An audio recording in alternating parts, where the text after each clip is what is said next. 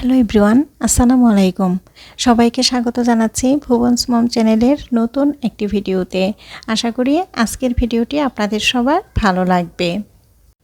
আজকের ভিডিওটা সকাল থেকেই শুরু করেছি। তো সকালবেলা ছেলে তো স্কুলে চলে গেছে, আর আমি ঘরের অন্যান্য টুকিটাকি কাজ করে নিছি।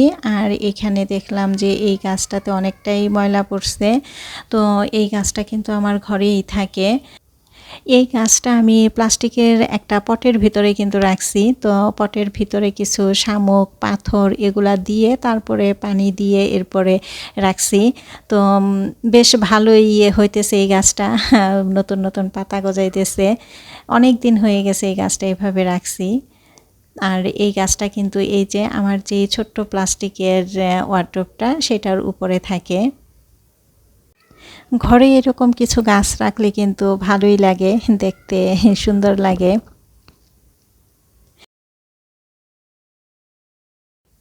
তো এরপরে আমি চলে আসছি সকালবেলা নাস্তা বানানোর জন্য।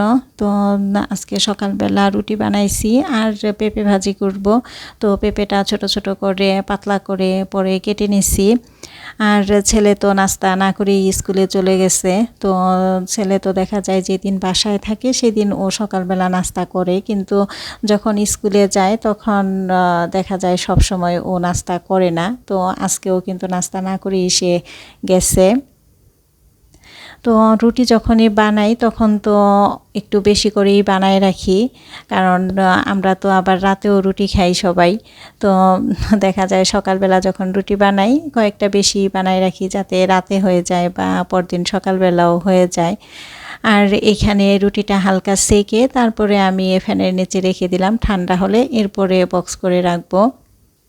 আর এখন পেঁপে ভাজিটা করব। তো পেঁপে ভাজিটা আমি পাঁচফোড়ন দিয়ে তারপরে করব। তো গরম তেলের মধ্যে কিন্তু পাঁচফোড়ন দিয়ে পাঁচফোড়নটা হালকা ভেজে এরপরে পেঁয়াজ দিয়ে দিলাম। পেঁয়াজটা ভাজা হলে এরপরে পেঁপেটা দিয়ে দিব। তো পেঁপেটা দিয়ে তারপরে কিন্তু ভালোভাবে নেড়েচেড়ে পরে ঢেকে রাখবো। আর পাঁচফোড়ন দিয়ে পেঁপে ভাজি করলে কিন্তু অনেক বেশি মজা লাগে আমার কাছে। তো পাঁচফোড়নের যেই স্মেলটা সেটা পেঁপে ভাজির সাথে মানে খুব ভাল লাগে। তো পেঁপে ভাজিটা যখনই করি আমি তখনই চেষ্টা করি এই পাঁচফোড়নটা দিয়েই করতে। তো লবণ কাঁচামরিচ এগুলোও দিয়ে দিছি। তো আস্তে আস্তে এখন ভাজিটা হইতেছে। আর এদিকে কিন্তু রুটিটাও ঠান্ডা হয়ে গেছে। তো রুটিটা এখন আমি বক্স করে তারপরে রেখে দিব।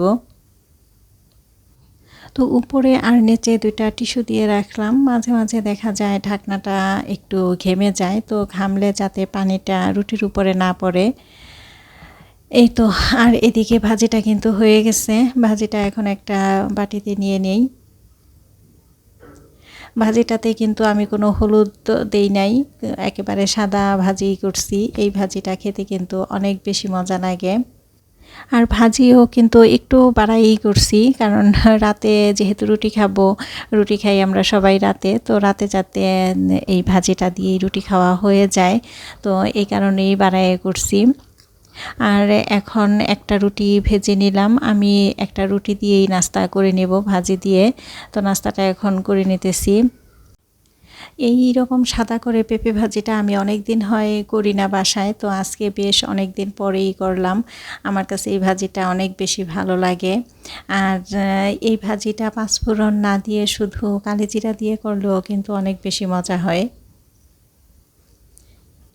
নাস্তা শেষ করার পরে তারপরে মেশিনে সেলাই কাজ নিয়ে বসছি। তো এখানে কিছু পুরানো কাপড় ছোট ছোট টুকরা করে কেটে নিছি। এগুলি দিয়ে আমি রান্নাঘরে গরম হাঁড়ি পাতিল ধরার জন্য লুচনি বানাবো। তো আমার যেগুলি ছিল এগুলি অনেক বেশি নষ্ট হয়ে গেছে। তো অনেক দিন যাবতই ভাবতেছি যে কয়েকটা বানাই নিব। তো আজকে বসছি এগুলা বানানোর জন্য। আর এই জিনিসগুলো দেখা যায় আমি কখনোই বাজার থেকে কিনি না, আমি সব সময় ঘরেই তৈরি করে নিই। আমার কাছে ঘরে তৈরিটাই বেশি ভালো লাগে। আর দেখা যায় যে পুরানো অনেক কাপড়ই কিন্তু থাকে, এগুলা কোনো কাজে লাগে না। তো এগুলা দিয়ে যদি এভাবে বানাই নিই তাহলে কিন্তু আমার অনেক দিনই চলে যায়। তো আজকে বেশ কয়েকটাই বানাই নিব। তো প্রিয় দর্শক, আপনারা যে যেখান থেকে বসে এতক্ষণ ধৈর্য ধরে আমার এই ভিডিওটি দেখতেছেন আর ভিডিওতে এখনও পর্যন্ত একটি লাইক দেননি, আপনাদের সবার কাছে রিকোয়েস্ট থাকবে প্লিজ আমার ভিডিওতে একটি লাইক দিয়ে দিবেন। আর আমার ভিডিওটি যদি ভালো লাগে তাহলে আমার চ্যানেলটি সাবস্ক্রাইব করে আমাকে নতুন নতুন ভিডিও বানাতে উৎসাহিত করবেন। বেশ কয়েকটাই বানাই নিছি আজকে, তো বানানো কিন্তু হয়ে গেছে। আরও কিছু কাপড় আছে, ওগুলা দিয়েও বানানো যাবে, কিন্তু আজকে আর বানাবো না, কারণ দুপুরে রান্নার সময় হয়ে গেছে, এখন রান্না করতে যেতে হবে। তো এই যে এইখানে এই কয়েকটাই বানাই নিলাম, আর একটা বক্সে করে রেখে দিই, যখন প্রয়োজন এখান থেকে 2টা বা 3টা করে নিয়ে তারপরে ব্যবহার করব। তো এরপরে চলে আসছি দুপুরে রান্নাটা করার জন্য। আর এখানে পাবদা মাছ না কেটে তারপরে ফ্রিজে রেখে দিছিলাম, তো সেই মাছটা আমি নামাই রাখছিলাম সকালবেলায়। তো এখন মাছটা কেটে তারপরে ধুয়ে পরিষ্কার করে নিলাম। আর মাছের মধ্যে যেই ডিম হয়েছে সেই ডিমগুলি কিন্তু আমি একটা আলাদা বাটিতে রাখলাম। এই ডিমটা দিয়ে আজকে করলা ভাজি করব, এই কারণে।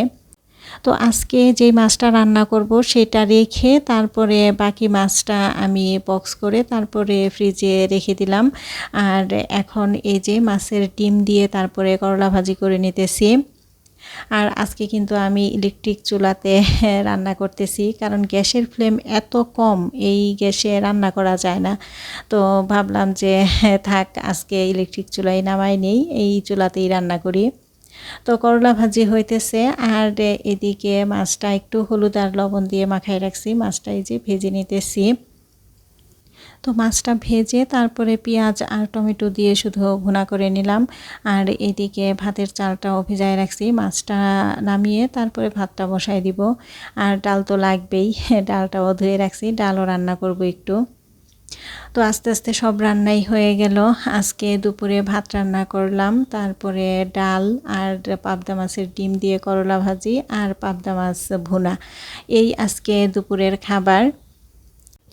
এরপরে ছেলে আর আমি দুইজনে দুপুরের খাবারটা খেয়ে নিছি। আর দুপুরের খাবার খেয়ে লম্বা একটা ঘুম দিয়েছিলাম। তো বেশ কয়েকদিন যাবত তো বৃষ্টির মধ্যে তো হাঁটতে যাই না বাইরে, আজকেও হাঁটতে যাই নাই। আর এখন হচ্ছে আসরের নামাজের পরে, তো আসরের নামাজের পরে আমি মোমো দিলাম ছেলেকে। এই মোমোটা কিন্তু আজকে বানাই নাই, এই মোমোটা কিছুদিন আগে যে মোমো বানাইছিলাম সেইখান থেকে কয়েকটা মোমো কিন্তু আমি ডিপ ফ্রিজে রেখে দিয়েছিলাম। তো সেই মোমো নামিয়েই আজকে নাস্তা দিলাম। আর এই ডিপিং সসটাও কিন্তু তখনই করা ছিল, তো সেটাও আমি ফ্রিজে রাখছিলাম, এখন বের করে পরে দিলাম। ছেলের সাথে সাথে আমিও কিন্তু এই মোমোই নাস্তা করে নিছি। তো প্রিয় দর্শক, আজকের ভিডিওটি এই পর্যন্তই। দেখা হবে অন্য একদিন নতুন একটি ভিডিও নিয়ে। আশা করি সে পর্যন্ত সবাই ভালো থাকবেন, সুস্থ থাকবেন। আল্লাহ হাফেজ, আসসালামু আলাইকুম।